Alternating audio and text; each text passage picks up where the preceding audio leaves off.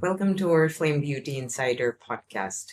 My name is Irina, and today we're talking about my two favorite topics. One is perfumery, and other one is history. And we have a very special guest today. She is an entrepreneur, she is a historian, and she is an author of a very special fragrance store in Old Delhi. Welcome, Anoushka. Hello, hi Irina. So happy to be here and talk about history of perfume in India. It's a lovely and a unique topic. It's proven by neurological science that Right. the scent of smell is the fastest to evoke memories Wow. in you. Yeah.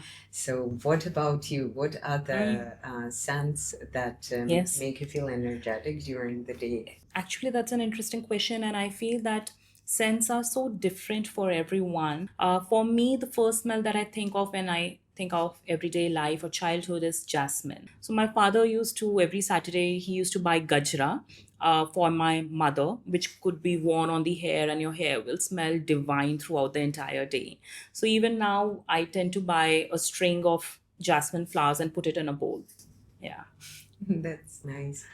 Um, could you tell us a little bit more about the Indian perfumery history? Because it has an extremely rich tradition Right. and it's very interesting. So we have a 5,000-year-old history when it comes to perfume itself. From Indus Valley civilization till present day, we have been using smells for different purposes. We are using it for beautification. We are using it for spirituality. We are using it for mood upliftment and psychological benefits. So the first community generally which is associated with perfume making is Gandhak community. And we find references in the epics like Ramayana and Mahabharata as well. In fact, Yudhishthir, one of the five brothers, used to take bath in sandalwood water with 108 attendants just helping and assisting him. So from there till now, from mythology till present time, perfumes have been processed, collected, evaluated, distributed, and different ingredients have been used all over India. What about the mood boosting Yeah, properties of yeah, perfumery? yeah. What were the most famous Yes, ingredients yes. and what kind of Right. moods? I think just before the podcast, Irina and I were talking, and she told me that Indians are obsessed with what we take during summer and what we use during winter, and it's absolutely true when it comes to perfume as well. So for Indians, we have been using essential oils and atra, ya itr, which is an Arabic word. So in summer, you will use vetiver, khaskhas. You will use gili mitti itru, which mimics the smell of the first rain. You will use rose because it is believed it calms down your senses, it relaxes the anxiety, and it helps with the heat stroke. But in winter, I would suggest that we would be using henna, saffron, kesar, musk, such kind of smells, oud, because it is believed these are tamasic smells, or these smells energizes us, boosts us, keeps us warm. So for different weathers and different psychological needs, you use different perfumes. You will use jasmine and sandalwood, which are known as sattvic, or smells that calms you down, relaxes you. Whereas you will use musk if you're going for a war, if you want to energize yourself. You'll use kesar if you want to increase your libido. It's considered an aphrodisiac. So that's how you use perfume. India is traditionally a source of the finest raw materials for the fragrances. And when it comes to Oriflame, one of our most popular fragrances, All or Nothing, here we have Indian tuberose and ginger. So I know that tuberose was historically a very used ingredient. Could you tell me a little Yeah. bit more on what was happening in India So with tuberose? tuberose is known as Rajni Gandha in Indian culture, and in fact, we have this wonderful movie named Rajni Gandha, which came out in 1974. Lovely songs. Rajni Gandha is considered very sensuous. It is considered it will evoke desires. It's a scent or a flower that you use at night. You don't use it in the morning. So Rajnigandha is also associated with the goddess of desire, Rati, the wife of Kam, the god of desire. It's also considered the romantic form of Parvati. Uh, Now, tuberoses, you must have seen in Indian weddings, we have these strings of tuberoses being used. At the wedding, on the wedding night, you use tuberose. So, unmarried women, interestingly, in India and in Europe as well, were not allowed to use tuberose because it was believed that they will have this. They would want to have any kind of coital relationship with someone. Now, tuberose, you still use it, especially as an aphrodisiac. So, in your all or nothing scent, I'm very sure it has been now unmarried women can definitely use Yes, tuberose we're without any more lucky if restriction. we're Yeah, free to use whatever yeah, we in like. modern world, yeah. Sure. Jasmine has always had a relaxing effect. It's considered a sattvic scent. So jasmine, because we have so many different varieties of jasmine in Indian Sure. culture, Rajnigandha, Raat Ki Rani, normal jasmine, Mogra, it is also considered to be offered to Lord Shiv. Jasmine is offered to Lord Shiv as well. So it becomes one of the most prime notes in Indian perfumes and also in European perfumes. Yeah. And what about a different variety of jasmine Yeah. than Neroli? So jasmine, neroli, such as Rajnigandha neroli, were also used as shringar ras. So when a woman gets ready in Indian culture, it's called shringar or getting ready for your lover. When it comes to neroli, I don't know our listeners have smelt neroli or not. It's always used as a middle note or a top note. It is known for its freshness because it has this zesty orange smell to it. Neroli was mixed generally with rose, sandalwood, and used in perfumes. It was used by the royalty, also by the Sufi saint. You use it also to calm down your nervous system, anxiety, manage your grief, and it's a morning smell. So you wear it, and throughout the day, you are feeling relaxed, you are feeling refreshed. In Connaught sense, also Neroli is being used, but I think more importantly in Europe sense, Neroli has find its optimization. Thank you. What about the queen of flowers, the rose? The rose. Rose has very interesting history in Indian culture. We were using rose water from in Mahabharata. It is being mentioned, and in Kama Sutra it is mentioned that a woman needs to use gili mitti itra on her hair. She needs to use jasmine on her neck. She needs to use rose or near her waist where the lover could bury his face. Now, rose water, we were using rose water, but it was during the time of Mughal Empire, it is believed, that the rose essential oil was discovered. And it was discovered by the mother of Noor Jahan, Asmat Begum. So since then, rose essential oil has been used. It's very expensive. Its curation and collection is also expensive. It's used in so many perfumes, roses. You mix it, you blend it with other perfumes. Yeah. And it's interesting you brought up the base note Yeah. because usually we only feel the top notes Yes. of the fragrance, which are actually disappearing Yeah. in 15 minutes. Yeah. And then we have an impression that the fragrance doesn't work anymore, but Yeah. it's not true because the base Yes. opens up and the middle notes open up, Yes. and other people around us can feel this fragrance. But also, we know that a lot can be used for fragrance production, even spices. Yeah. And if we're talking about Indian ingredients, it's going to be black cardamom or black pepper. What about the history? Not many people realize that spices are something that have always been used for fragrances. In fact, 90% of the taste comes from smell itself. So that is why during COVID, people could not taste. Yeah. The reason was because they could not smell. Now, a spice like black pepper is mentioned in Ayurveda to be used if you have emotional unclarity, if you feel lethargic, sluggish, you're supposed to use black pepper. Generally, I think in spices we are using black pepper for middle notes and top notes. And then you have cardamom, which is again a very interesting spice. Cardamom evokes the smell of home itself. Many people don't like cardamom in their biryani, but in their chai, it's a common knowledge in India. But cardamom was a favorite of Lord Krishna, so he made sure that in all his prasad, in all his food offerings, cardamom is being used. It was also used as a massage oil in Mughal harem.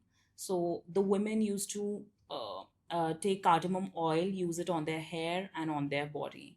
But both the spices, pepper particularly, was used for masculine perfume, whereas cardamom, which has a bit sweet smell, was used for more feminine spice perfumes. Yeah. That's interesting. And now from spices, we're moving to another extremely popular in Oh, India yeah. note. So citrusy notes are very, very popular. Hmm. Were they there in historical tradition? Citrus was definitely there, and it was believed that when you're washing your hair, you put some drops of lemon in your water and wash your hair with it. So it helps in deodorize your hair and makes you feel fresh. So that was one of the basic uses. And also, citrus smell is used in top notes. So most of the time, I think when we are using perfumes, we want some citrus smell to it to make us feel fresh. So definitely, citrus is one of the most important raw materials that is used when it comes to perfume and in Indian culture. All right, and now from citruses, let's move to the next group. What about Yeah. sandalwood, wood, musk? Yeah, generally, I think these scents are considered a bit masculine, especially musk and oud. So, sandalwood, obviously, we have this from Charak Samhita to Sushrut Samhita. We are continuously talking about how sandalwood paste is being used on the chest of the warriors and the king to make them feel calm and comfortable. It soothes your soul. It is used as a base oil in almost all itra. Sandalwood is also used during Draupadi's wedding by Yudhishthir. There are thousand combinations of sandalwood that are used, from anti-aging to making you feel relaxed. In fact, right now I'm using sandalwood. I can't go out of house without using sandalwood. So, oud smell is one of the most long lasting smells that are used. It stays for 24 hours. It is known as black gold. It's extremely rare, extremely expensive, and it's also labor intensive. It is used, we find it in Assam, Meghalaya. And I think it's made from agar wood. It's the resin of the wood is used to make oud smell. And as for musk, kasturi, Lord Krishna is believed to have a mark of kasturi or musk on his forehead. We put a tilak of musk on Vishnu and Krishna. So, musk is obviously associated with the musk deer, which was. We used to use the pod from the musk deer to make the smell, but it's now banned It all over is the world. banned, and So, yeah, mostly perfumery is using the lab-derived yes, musk. musk. Musk, I think it lasts for 5 to 8 hours, and it's generally considered a tamasic smell. So if you want to feel energized, if you want to feel powerful, if you want to feel as if I can vindicate the world, then wear musk. It's interesting. We have musk in one of our Oh, most feminine and soft really? fragrances. Oh, yeah.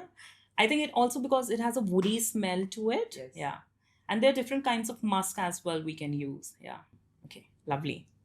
I wanted to touch another Yeah. very important topic, the craftsmanship Oh, behind yes. the fragrances. Right. You were mentioning that attars were actually mononotes. Yes. How did it progress? So in ancient India, we had the Gandhabanik community who used to go from village to village and used to sell perfumes. So they used to have this box of perfumes.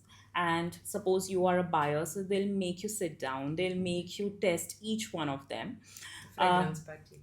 fragrance party. Yes. But they used to be also tricksters. So what they used to do, they used to have this glass bottle of sesame oil, and they used to dip a wooden stick with cotton swab of perfume in it and just add few drops in the sesame oil. So after few days, that perfume is complete waste to you and For you have been sure, ripped because off. of the fragrance bottles Yeah. again.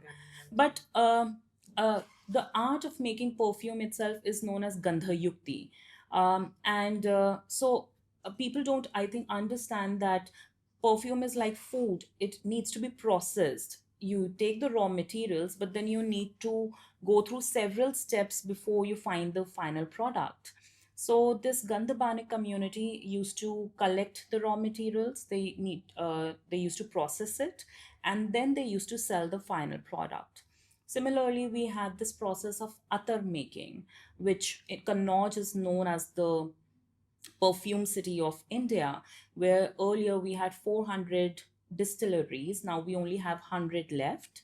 And it uses the Deg Bhabka technique, where hydrodistillation process is used to make perfumes.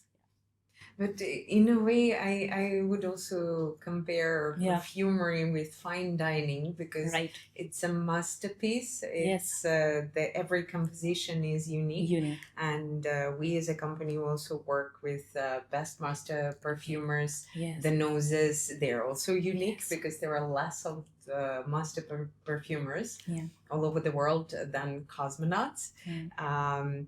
And it's interesting. And now I would say in fragrance market, there's a new era. We're tapping in the AI co-creation. Oh, wow. Obviously, the initial formula will be done by perfumer, but then there's such a huge number of combinations you could use.